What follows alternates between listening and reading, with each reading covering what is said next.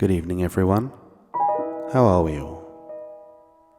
Tonight's story is about a cabin in the high misty mountains, far away from any towns or trails, and nobody ever seemed to find this cabin, not even twice. It wasn't on any map, and it was so well hidden that only the truly lost, or perhaps those searching for something they didn't yet understand, ever found it. The cabin was home to an old woman named Mei Lan, who lived in quiet solitude. Mei Lan was about as much a mystery as the mountain she lived in. She had a way of knowing things about people that they hadn't told anyone else, and the few who had met her said she brewed a tea like nothing else. Though no one could ever remember its taste, only the warmth and clarity it left behind. One late autumn evening, as a thin mist wove through the trees, a young man named Shen stumbled upon the cabin. He had been trekking through the mountains, driven by a need he couldn't quite name, but his purpose seemed as foggy as the air around him. The fading light had him feeling hopelessly off course when he saw the soft glow of a lantern, a beacon in the night.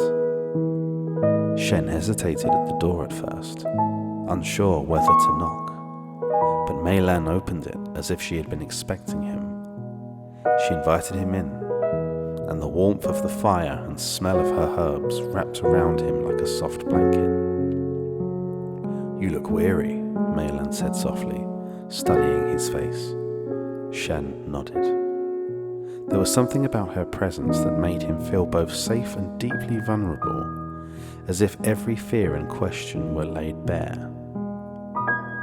Without asking, Mei Lan poured him a cup of tea. Shen took a sip, and as he drank, he felt his racing thoughts slow down, as though they were drifting gently to the bottom of a lake.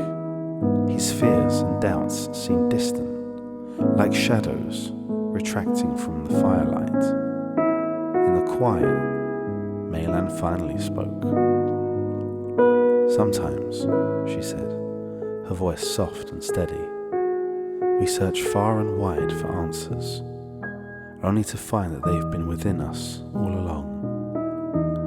Shen blinked, her words settling over him. He had spent years running from choices he couldn't face, from the man he was afraid of becoming, and from questions he didn't dare ask.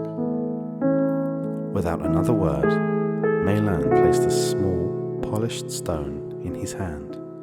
It was perfectly smooth, as if shaped by countless years of water and time.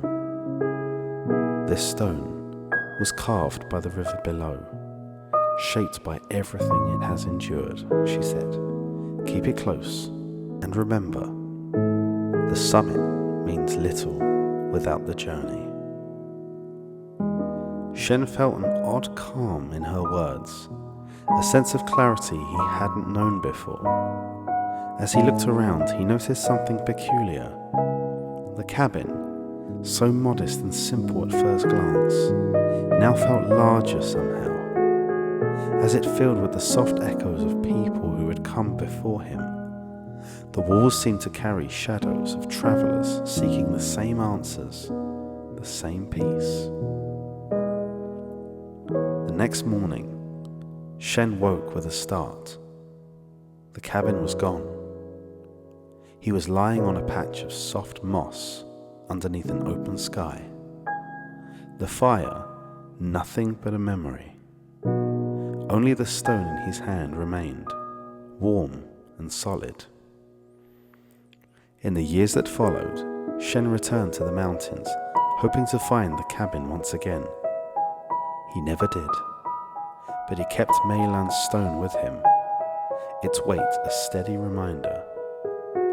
He shared her tea with those he had met along the way who seemed lost, though he could never quite recall its taste.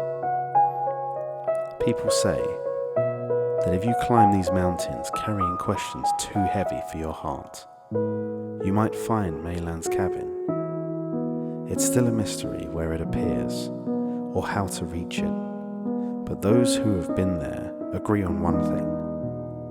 When you're truly seeking, the mountains will guide you. And one day, maybe you'll find yourself by the fire, the stone warm in your hand, watching the shadows flicker and wondering what it is that you, too, are meant to understand.